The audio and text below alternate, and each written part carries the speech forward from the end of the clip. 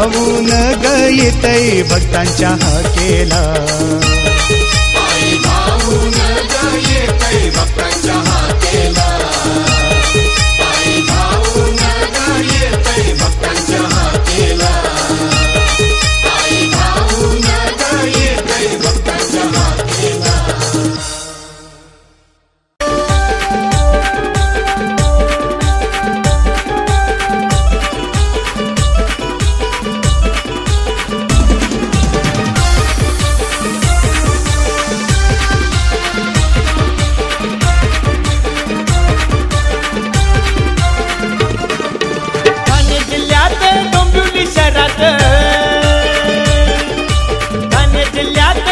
मनापासून नमस्कार करते.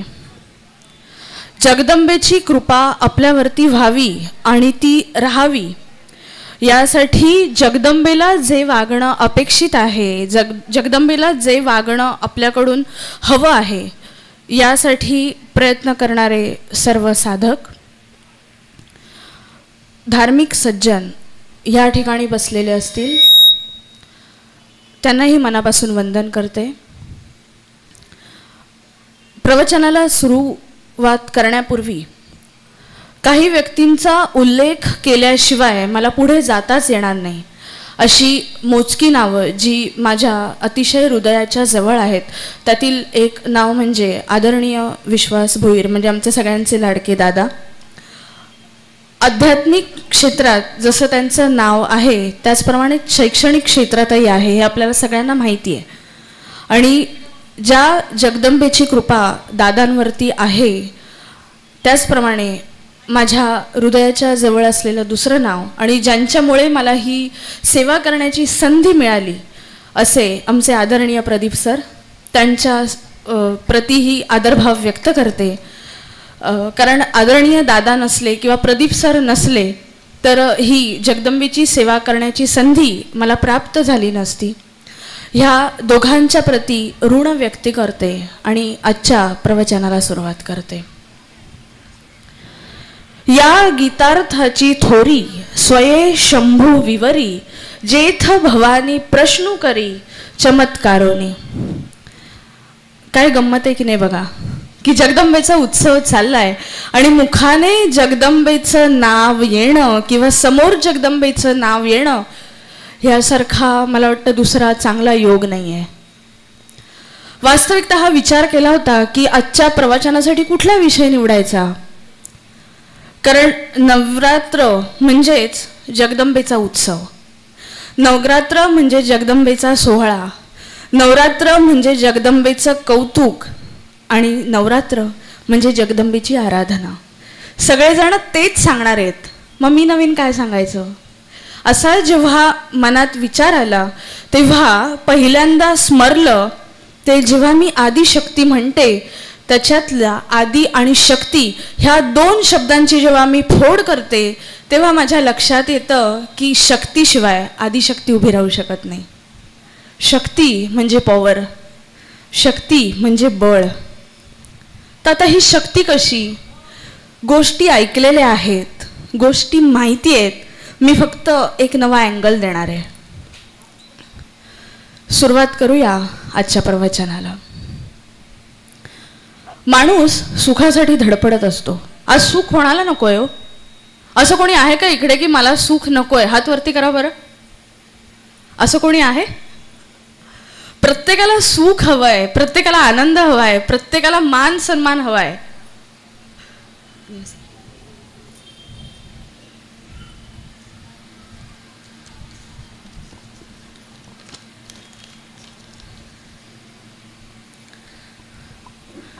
पण हा प्रत्येकाने मान सन्मान मिळवताना आपल्यातलं जे रूप आहे, आपल्यातलं जे तत्व आहे ते आपण विसरत चाललोय.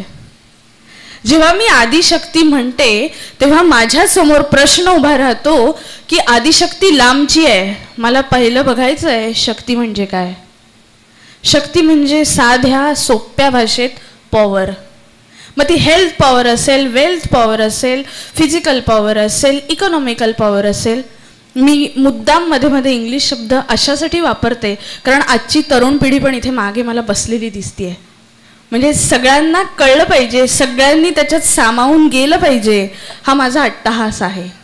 आणि म्हणून थोडंसं मराठी, थोडंसं हिंदी मध्ये मध्ये. आणि मराठी आपली मातृभाषा आहे, कारण नुकताच मराठी भाषेला अभिजात भाषेचा दर्जा प्राप्त झाला आहे बघा. आणि मला गर्व आहे, कारण मी मराठी भाषा शिकवते. त्यामुळे थोडंसं विषयांतर केलं मराठी या विषयावरून. परत आपण विषयाकडे वळूया, की जेव्हा मला आदिशक्ती समजून घ्यायची आहे तेव्हा मला शक्ती बघायची आहे. जसं मगाशी म्हटलं तसं प्रत्येकजण सुखाच्या मागे लागलाय. कोणाला सुख नको आहे असं आहे का? ज्या माझ्या आयासमोर सगळ्या बसल्या आहेत त्या आपली फिजिकल पॉवर, आपली फिजिकल स्ट्रेंथ चांगली राहावी म्हणून बसल्यात. आपण आई जगदंबेकडे तेच मागितलं की नाही, की माझी तब्येत चांगली ठेव. अजून काय मागितलं? किंवा शाळेत जाणारी मुलं असतील, त्यांनी मागितलंय की आमची बुद्धी चांगली राहू दे. म्हणजे हा प्रवास महासरस्वतीपासून सुरू होतो, तो संपतो दुर्गेपर्यंत. म्हणजे आपण काय बघणार आहोत की महासरस्वती जी बुद्धीची देवता आहे, त्याच्यानंतर येते ती देवता म्हणजे महालक्ष्मी. महालक्ष्मी म्हणजे सगळ्यांना माहिती आहे, मी त्याची फोड पुढे करून सांगेन. त्याच्यानंतर येते तेजाची देवता म्हणजे महागायत्री. त्याच्यानंतर येते सगळ्यात महत्त्वाची ती म्हणजे दुर्गा. तसं बघायला गेलं तर बोलायला बरंच आहे. म्हणजे हा 1 तास मला दिलाय, सर म्हणाले की 7:30 पर्यंत थांबव, पण किती बोलू आणि किती नको असं मला होतं. म्हणून मगाशी मी ज्या माझ्या भगिनी उत्सव चाललेला होता, रंगात आलेल्या होत्या, आणि मलाही असं वाटलं नाही की आता त्यांना थांबवावं. आपलं काय आहे हो, करून घेणारी ती आहे, आपला प्रश्न येतोच कुठे. तिने सांगितलं उत्सव चालू ठेव, त्याने उत्सव चालू ठेवला. मी फक्त माध्यम आहे, गोष्ट तीच सांगणार आहे जी तुमच्या मनात आहे आणि ती माझ्या मनात आहे. सुरुवात करूया महासरस्वती. महासरस्वती म्हटल्यानंतर लक्षात येतं ते म्हणजे बुद्धी. पण बुद्धी हे कधी येते? त्याच्यात आधीचा भाग असतो तो म्हणजे कळणं. जर शिक्षकांनी सांगितलेलं मला कळलंच नाही तर,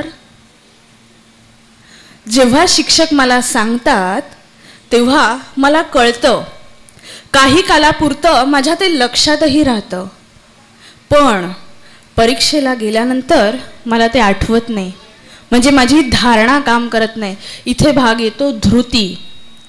मला आठवत नाही ह्याचाच अर्थ माझी स्मृती काम करत नाही. आणि ह्यासाठी मला मदत घ्यावी लागते, ती म्हणजे गणरायाची. जसं सरस्वती ही बुद्धीची देवता आहे, तसं गणराय ही मला सुरुवातीला पाहिजेत. कारण आदिवंदू तुझं मोरया. कारण विघ्न हरता आणि विघ्न करता त्याला बरोबर माहिती आहे की त्याचा रोल कुठे करायचा आहे. जर तुम्ही बघितलं असेल तर पूर्वी टीव्हीवर शक्तिमान ही नावाची मालिका लागायची बघा, आणि त्याच्यात एकच वाक्य लक्षात ठेवण्यासारखं होतं, किंवा जर तुमचं ऑब्झर्वेशन असेल तर गंगाधर ही शक्तिमान आहे. इथे प्रत्येकाचा डबल रोल आहे बघा. असं का म्हणते की नावं फक्त वेगवेगळी आहेत, शक्तीची रूपं तीच आहेत. काही काळाने ती महाकाली म्हणून उभी राहते, काही काळाने ती आदिशक्ती म्हणून उभी राहते, काही काळाने ती महासरस्वती म्हणून उभी राहते, काही काळाने ती षोडशी म्हणून उभी राहते, काही काळाने आजचा दिवस स्कंदमाता म्हणून उभी राहते. म्हणजेच काय झालं, रूप बघितलं, पण आतली जी शक्ती आहे ती एकच आहे. त्याच शक्तींचा आपण आज भाग बघणार आहोत की महासरस्वती. सुरुवात मी मुद्दाम महासरस्वतीपासून केली. ह्याचं कारण असं आहे की महासरस्वती ही बुद्धीची देवता आहे.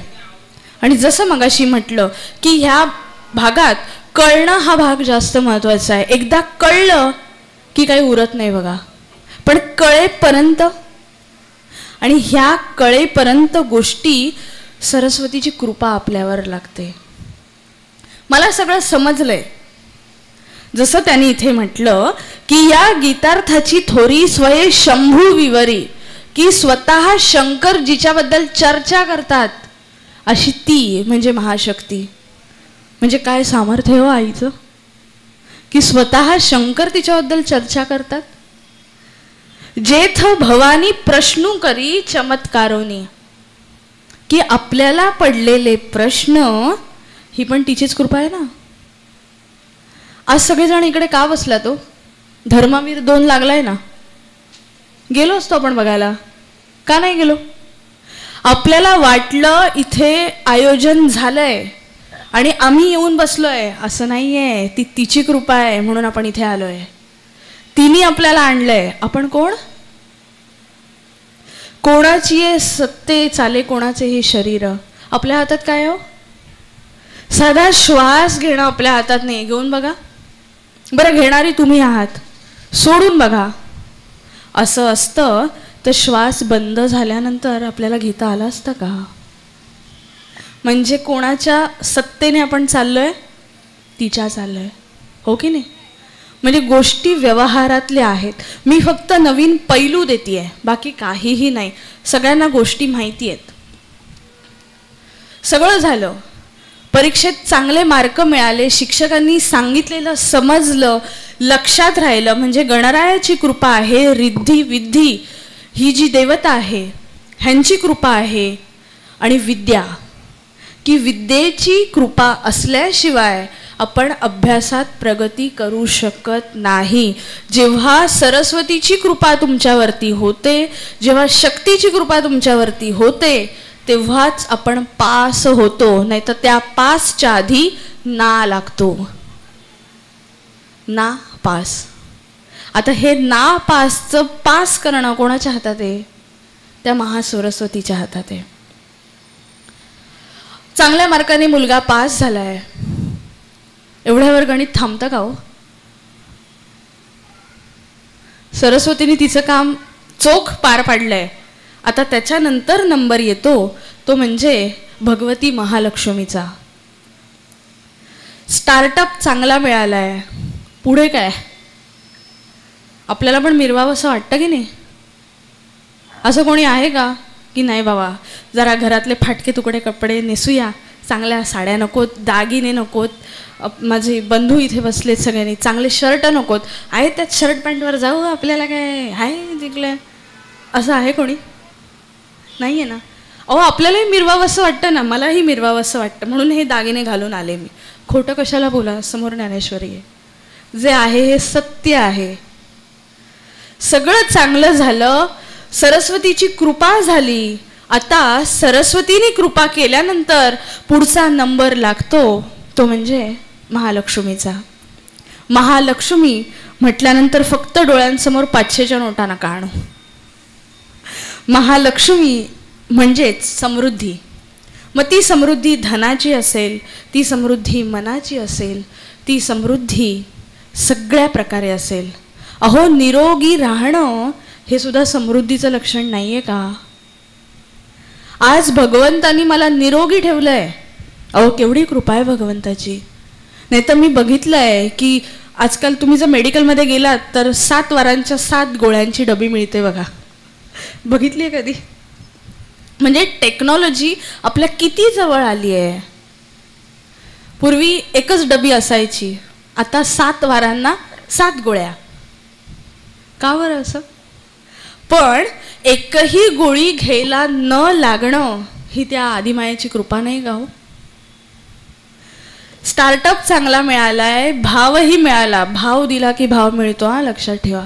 जर तुम्ही तिला भावच दिला नाही तर बोलायची काय गरज नाही. त्यामुळे भाव द्यायला शिका, आपोआप भाव मिळणार आहे. स्टार्टअप चांगला मिळाला, उत्पन्न चांगलं मिळतंय, पण हे कधी शक्य होतं?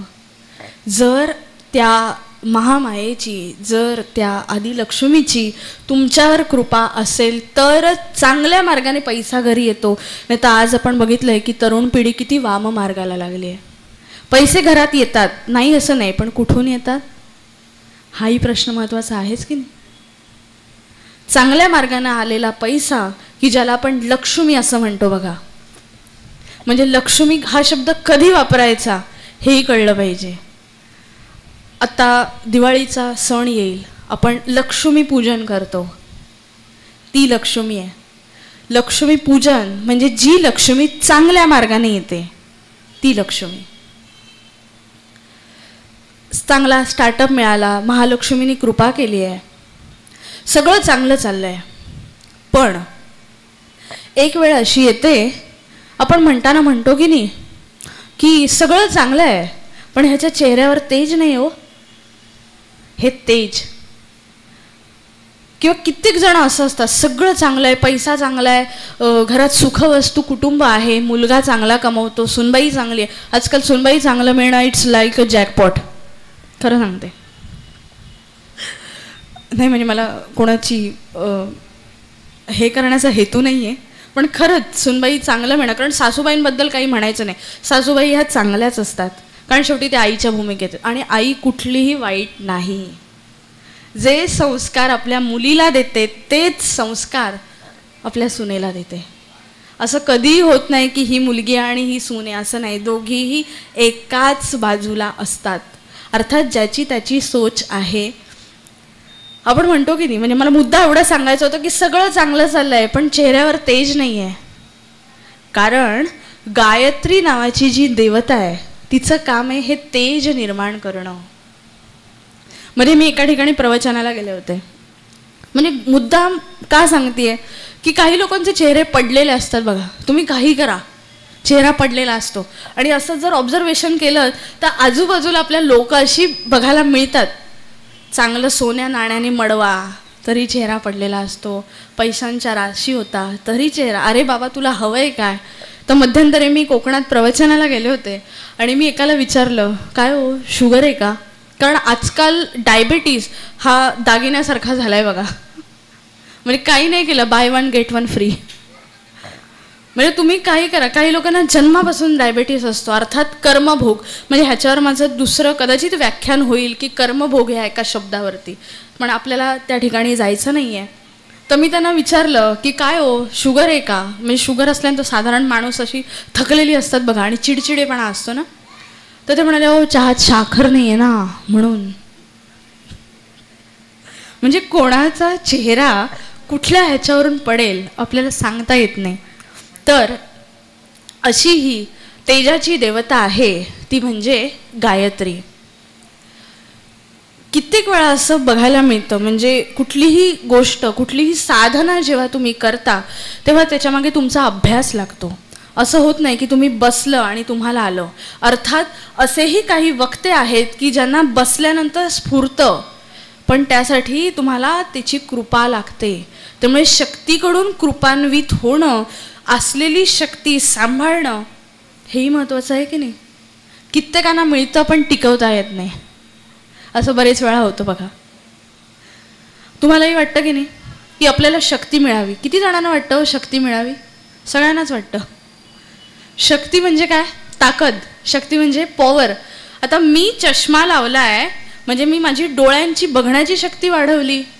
आपण बँकेत पैसे ठेवतो किंवा सेविंग करतो म्हणजे मी माझी धनाची शक्ती वाढवली.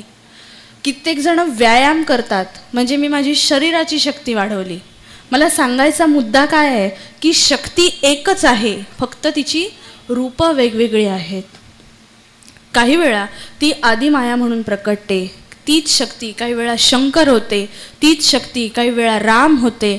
राम म्हटलं की काय, धनुष्य धरायचं, उभं राहायचं. पण मी जेव्हा कृष्ण म्हणते तेव्हा तो मुकुट बाजूला ठेवायचा, हातात बासरी घ्यायची आणि वरती मोरपीस खोचायचं. म्हणजे काय झालं, फक्त बाह्य रंग बदलला, अंतरंग तोच आहे. म्हणजे शक्ती बदलते का हो. शक्ती कधीही बदलत नाही, फक्त तिची रूप बदलतात. महासरस्वती झाली, महासरस्वतीनंतर मी नाव घेतलं ते महालक्ष्मीचं. महालक्ष्मीनंतर जिचा नंबर लागतो ती म्हणजे गायत्री. गायत्री ही तेजाची देवता आहे. की जसं आत्ता मी म्हटलं सगळ्या गोष्टी आहेत पण चेहऱ्यावर तेज नाही आहे. अशा वेळी काय होतं, माणसं उभी करतील का हो तुम्हाला. कोणी नाही करणार. कारण आजकाल काय झालंय की बाह्य रंगाला लोक भुलायला लागली आहेत. म्हणजे तुम्ही असता कसे ह्यापेक्षा तुम्ही दिसता कसे हे लोक बघतात की नाही. हे एक साध्या उदाहरणावरून पटवून देते. जेव्हा मला सरांचा फोन आला की असं असं ह्यावेळी प्रवचन करायचं आहे, म्हणजे अर्थात सरांनी मागच्या वर्षी मला विचारलं होतं, पण नेमकी गंमत काय होते की माझे गाण्याचे कार्यक्रम असतात नवरात्रात आणि ती वेळ क्लॅश होते. पण ह्यावेळी सरांना म्हटलं की नाही, एक कार्यक्रम कमी करेन पण मी तुमच्याकडे येईन.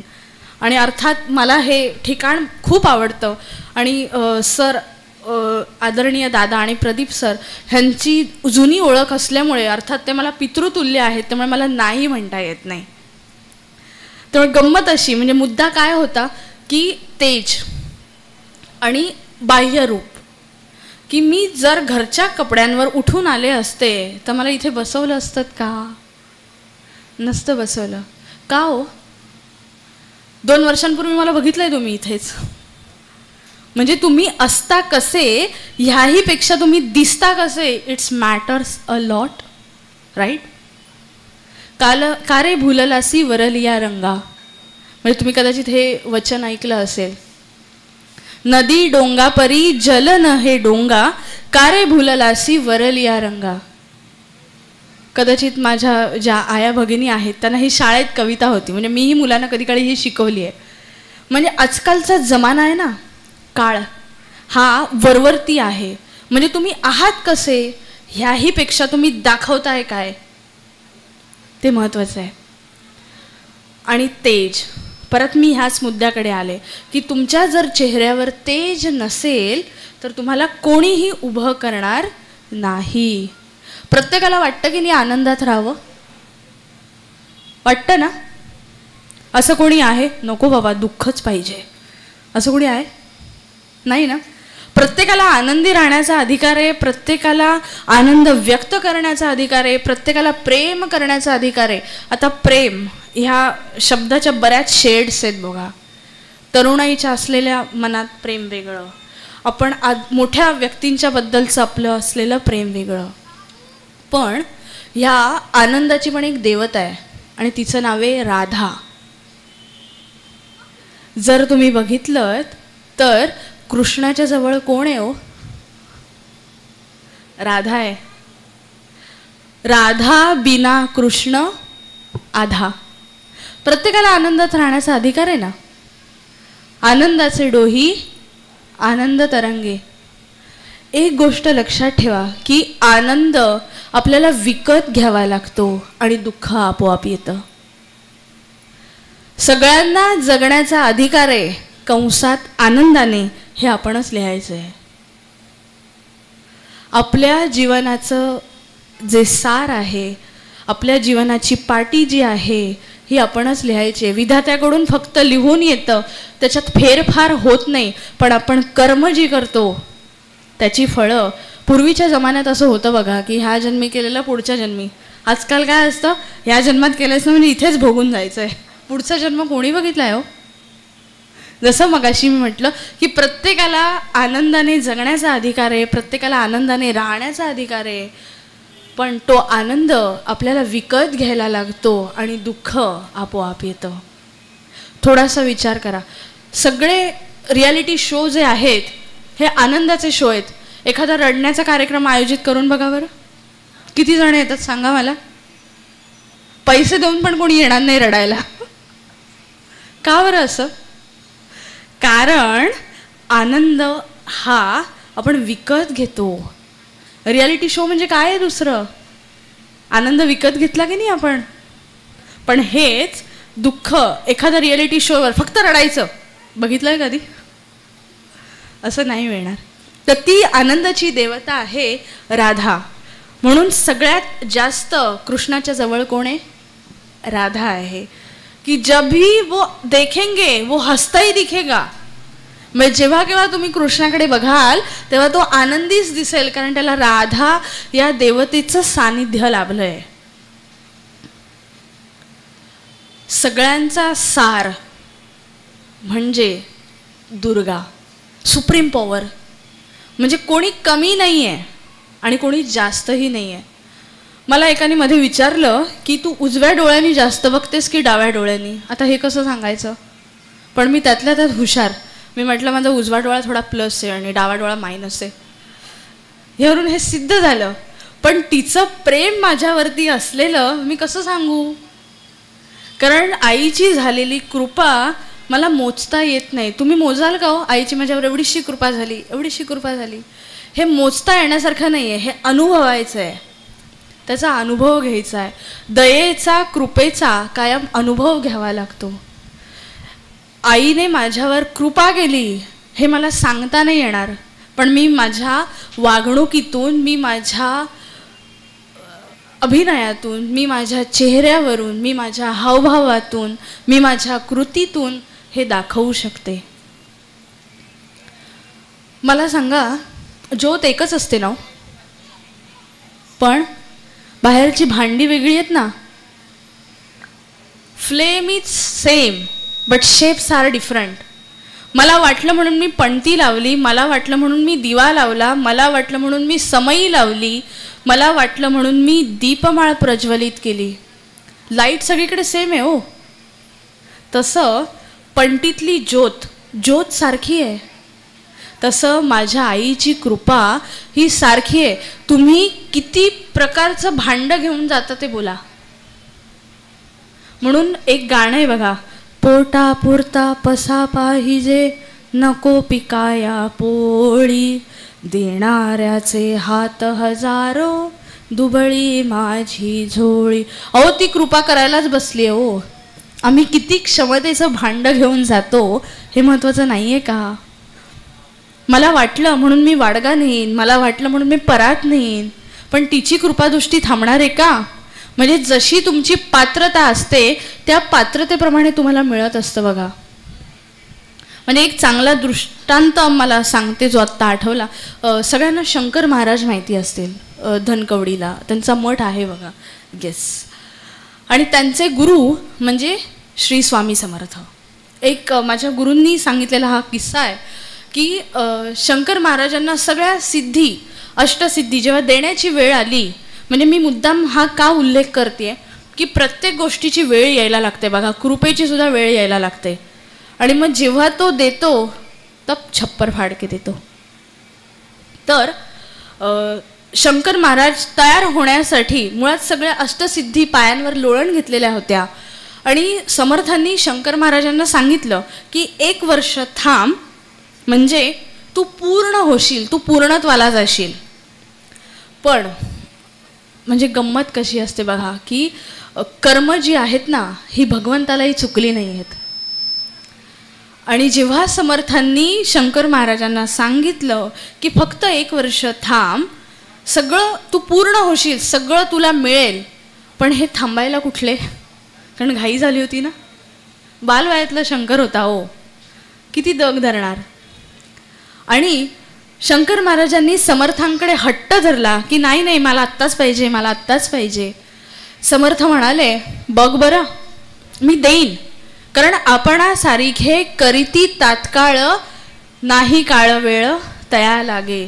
ओ त्यांना काय कठीण आहे हो, तुम्ही जे म्हणाल ते करून द्यायला ते तयार आहेत, पण तुमची पात्रता आहे का ते बघायला नको का? समर्थांनी सांगितलं, बघ बरं मी सगळं देईन, पण तुझी तयारी आहे का? लहानगा शंकर होता हो, तो म्हणाला तुम्ही द्या मला, मी सगळं झेपवेन.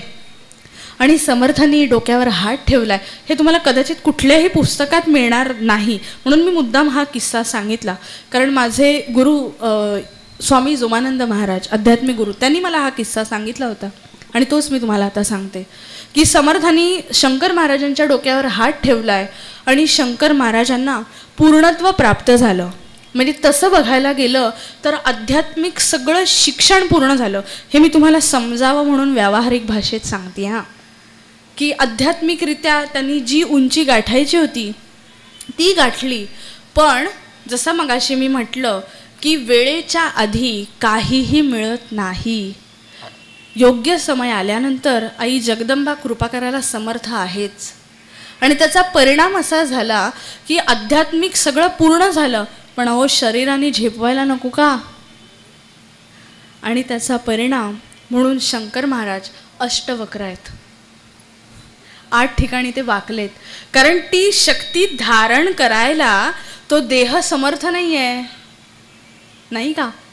मला वाटलं म्हणून मी 50 पोळ्या खाईन. नाही ना शक्य. काय होईल, दुसऱ्या दिवशी ॲडमिट होईन ना हॉस्पिटलमध्ये आणि बिलवर बिल भरेन. मी सुरुवात आधी 1 पोळी, मग 2 पोळ्या, मग 3 पोळ्या आणि मग हळूहळू हळूहळू वाढवत तो आकडा मी 50पर्यंत नेईन.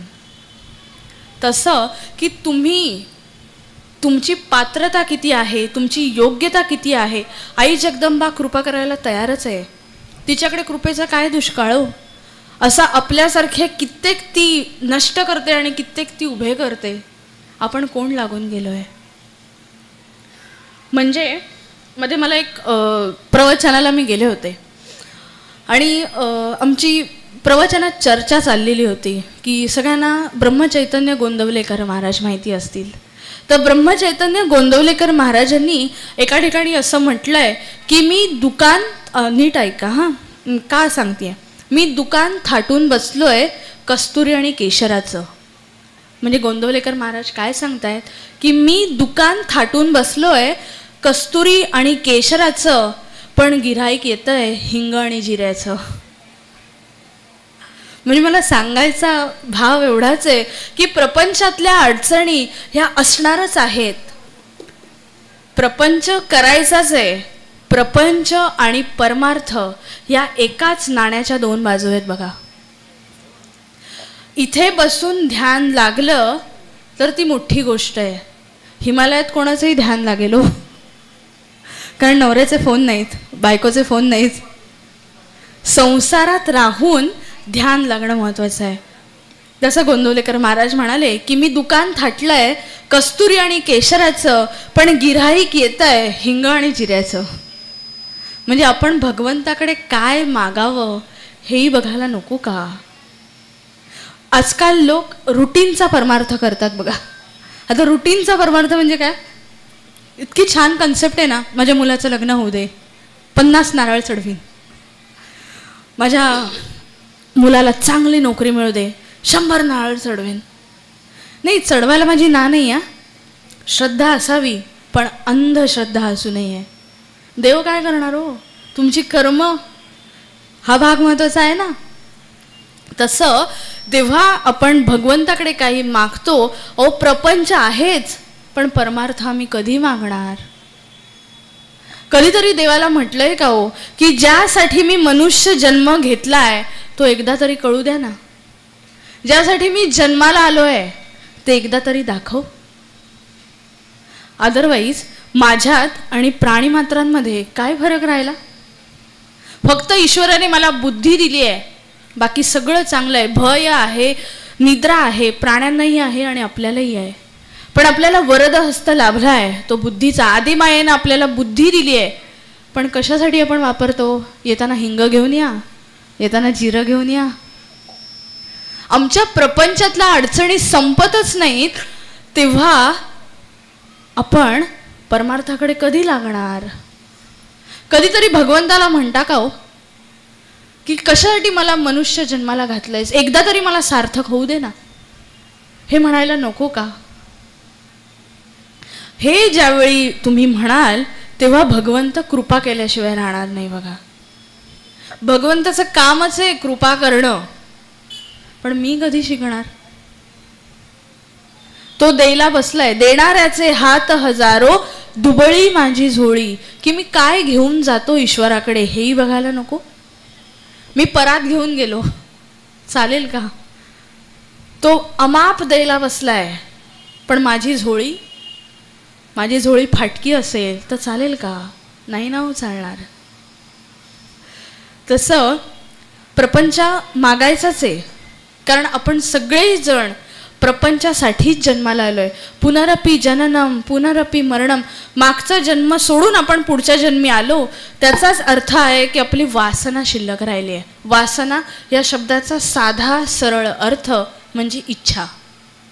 आपलं काही ना काहीतरी राहिलंय म्हणून भगवंताने आपला जन्म दिलाय. पण आपण दर जन्मात हे असं मागत राहिलो तर आपण मुक्त कधी होणार. कधीतरी त्या भगवंताला म्हणावं की आता बास, आता तृप्त आहे मी. ज्याला मुक्ती पाहिजे आणि ज्याला भुक्ती पाहिजे, दोन्ही गोष्टी लक्षात ठेवा बघा. भुक्ती म्हणजे ज्याला भोगायचं आहे, आणि मुक्ती म्हणजे जो भोगून तृप्त झालाय तो मुक्त होतो. भगवंताला कधी सांगणार? आपण सगळेजण फक्त भुक्ती मागायला जातो, मुक्ती कधी मागणार? त्यामुळे त्या भगवंताला सांगायचं आहे की आता बास, हा जन्म जो आहे हा शेवटचा आहे, आता मला नको आहे. पण आपला न कधी संपतच नाही हो, आपल्या मागण्या कधी संपतच नाही. वपू काळे एका ठिकाणी छान म्हणतात बघा की सम्राट कोणाला म्हणायचं? की ज्याच्या जीवनातल्या मागण्या संपल्या तो सम्राट. पण आमचं संपतच नाही,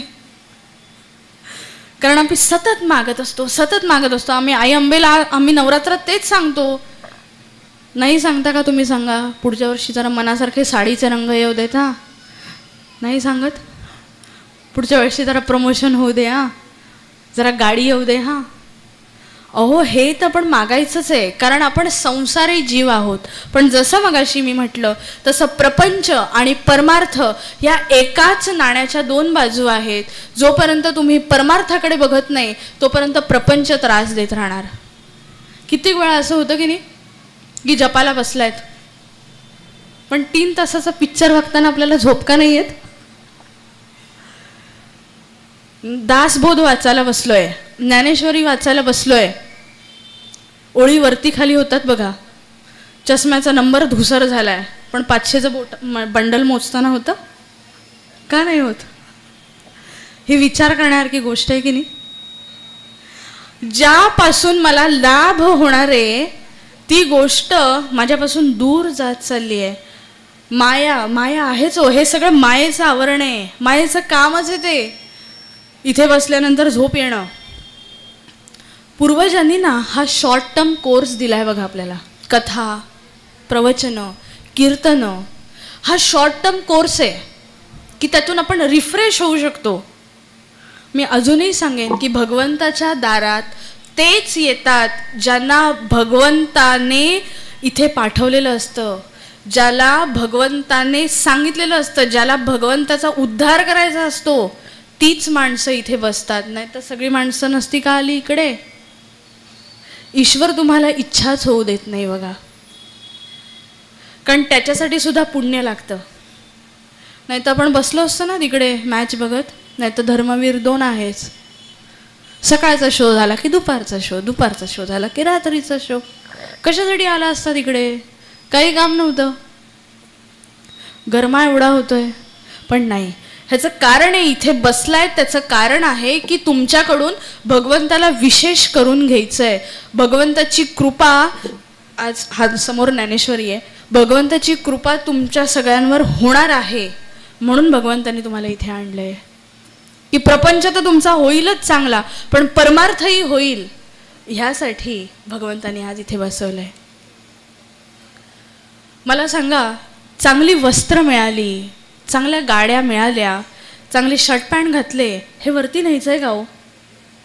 भगवंत मला विचारणार आहे किती प्रवचनं केलीस आणि त्याचे किती मिळाले, हे मला कोणी नाही विचारणार. माझं डबोलं किती साठलंय नाही विचारणार. म्हणून मी पर्स मुद्दाम मागे ठेवली बघा. ह्याचं कारण काय माहिती? मला इथे ठेवता आलीच ती, कारण मला समोर जे भगवंतांचं अधिष्ठान आहे, मी फक्त माध्यम म्हणून बसले बघा. तुमच्या माझ्यात काहीही फरक नाही, पण मी मेडिएटर आहे की तिने मला सांगितलं हे तुम्हाला सांगायचं आहे, त्याच्यासाठी मी मध्ये बसले. आणि त्या दोघांमध्ये म्हणजे तुमच्यात आणि माझ्यात तो अडथळा येऊ नये. कशाचा? मायेचा. आणि म्हणून मी हे मागे ठेवलं. प्रपंच कोणालाही सुटलेला नाही आहे. म्हणजे मी 10 प्रवचनं केली आणि वाणाला सांगितलं दे रे 10 प्रवचनांवर 2 किलो डाळ उधार, मला कोण नाही देणार, त्यासाठी मला पैसे मोजणं आहे. पण जिथे मी देवाचं कार्य करते तिथे तरी हे नको ना. मला एक चांगल्या ओळी इथे आठवतात, त्या ओळी मी म्हणते आणि कदाचित आपण ह्या प्रवचना म्हणजे मला बोलायला खूप आवडेल, पण मी म्हणजे सरांना रिक्वेस्ट करेन की जर पुढच्या वर्षी जमलं तर सर मला वेळ वाढवून द्या.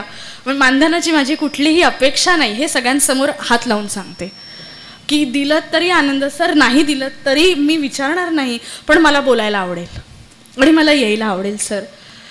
की जसं मी म्हटलं तसं मी किती साड्या नेसली आहे, मी किती गाड्यातून फिरते किंवा माझ्याकडे पैसा किती आहे, भगवंत हे मला विचारणार नाही. किती पाजिले पाणी तू तान्हेल्यास, किती अन्न दिले भुकेल्या जीवास, किती वेळ दिला प्रभू चिंतनाला, विचारील अंती हरी हे तुम्हाला. किती धेनु त्या काटकांच्या करांच्या, खाटीक माहिती ना जे गायी कापतात, किती धेनु त्या खाटकांच्या करांच्या, किती बोलविल्या जनांच्या सुवाच्या, किती पाजिले आर्तपल्ल्या द्रुमाला, विचारील अंती हरी हे तुम्हाला. म्हणजे भगवंत शेवटी काय विचारणार आहे की तान्हेल्याला पाणी किती वेळा पाजलंस, किती जणांची क्षुधा भागवलीस, किती जणांना तू चांगल्या मार्गाला लावलंस, किती जणांचा उद्धार केलास, हे भगवंत मला विचारणार आहे. कारण माझ्या कर्मांचा हिशोब होणार आहे. प्रत्येकाला आपापली कर्म माहिती असतात, म्हणूनच गंगा किनारी भीड आहे बघा. प्रत्येकाला आपल्या आपल्या कर्माचा हिशोब असतो आणि आपल्याला जरी नसला तरी तो त्याला असतो. आदी माया जगदंबेकडे हेच आज मागायचं आहे की मला प्रपंच करायचा आहेच, पण त्या प्रपंचाबरोबर माझी वासना, माझी इच्छा मी परमार्थाकडे कशी वळवू, हे मागणं त्या जगदंबेकडे मागायचं आहे. आजची जी प्रवचनाची सेवा माझ्या हातून घडली ह्याचं सगळं श्रेय मी आदरणीय प्रदीप सर, आदरणीय आमचे दादा विश्वास भोईर, आई जगदंबेच्या ठिकाणी आणि माझे आध्यात्मिक गुरु महायोगीराज जोमानंद स्वामी आणि माझा ज्येष्ठ गुरुबंधू सदानंद ह्याच्या चरणी अर्पण करते. या ठिकाणी बसून जे काही माझ्या तोंडून वाईट गेलं असेल तर ते माझं आहे आणि जे चांगलं आहे हे तुमच्या सगळ्यांच्या चरणी ठेवते आणि आजची प्रवचनाची सेवा समाप्त झाली असं जाहीर करते. धन्यवाद. पुंडलिक वरदे विठ्ठल श्री ज्ञानदेव तुकाराम पंढरीनाथ भगवान की जय. माऊली ज्ञानेश्वर महाराज की जय. जगद्गुरु तुकाराम महाराज की जय. शांती ब्रह्म एकनाथ महाराज की जय. आई रागाई माते की जय. सब संतन की जय. बाल गोपाल कृष्ण भगवान की जय. आता विश्वात्मके देवे येणे वाग्यज्ञ तोषावे, तोषोनी मज द्यावे पसाय दान हे. जे खलांची व्यंकटी सांदो तया सत्कर्मी रती वाढो. भूता परस्परे पडो मैत्र जीवांचे, दुरितांचे तिमिर जाओ. विश्वस्वधर्म सूर्य पाहो, जो जे वांचिल तो ते लाहो. प्राणी जात वर्षत सकल मंगली, ईश्वरनिष्ठांची मांडी आली. अनवरत भूमंडली भेटतू भूता, चला कल्पतरूंचे आरव. चेतना चिंतामणीचे गाव, बोलते जे अर्णव पियुषांचे. चंद्रमे जे लांछन, मार्तंड जे तापहीन. ते सर्वाई सदा सज्जन, सोयरे होतू किंबहुना सर्वसुखी. पूर्ण होनी आणि ग्रंथोपजीवे, विशेष लोकीये व्हावेजी. येत म्हणे श्री विश्वेश्वराव, हा होईल दान पसावो. येणे वरे ज्ञान देव सुख्या झाला, वरे ज्ञान देव सुख्या झाला. येणे वरे ज्ञान देव सुख्या झाला. ओम शांती शांती शांती.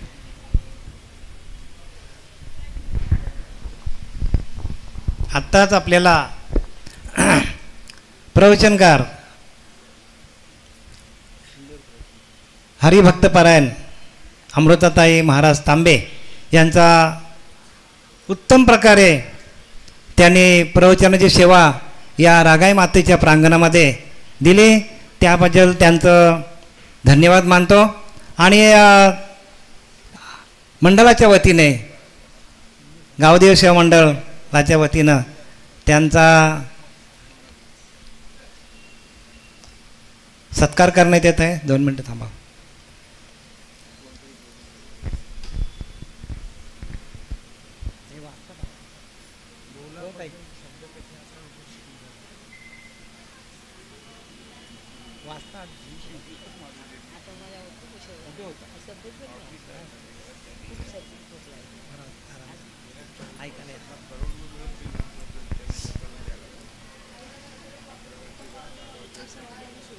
नाही अजून आज होईल.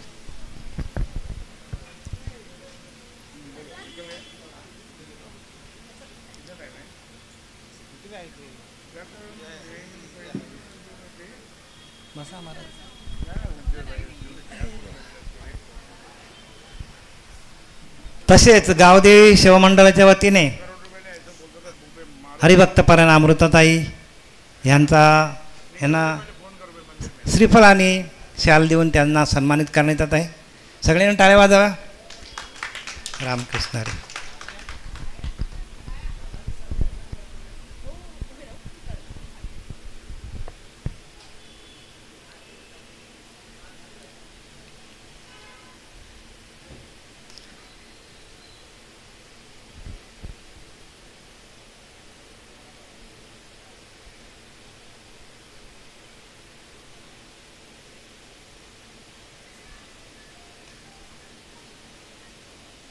पुंडलिका वरदे हरी विठ्ठल श्री ज्ञानदेव तुकाराम पंढरीनाथ भगवान श्री ज्ञानेश्वर महाराज जगद्गुरु तुकाराम महाराज की जय. शांती ब्रह्म एकनाथ.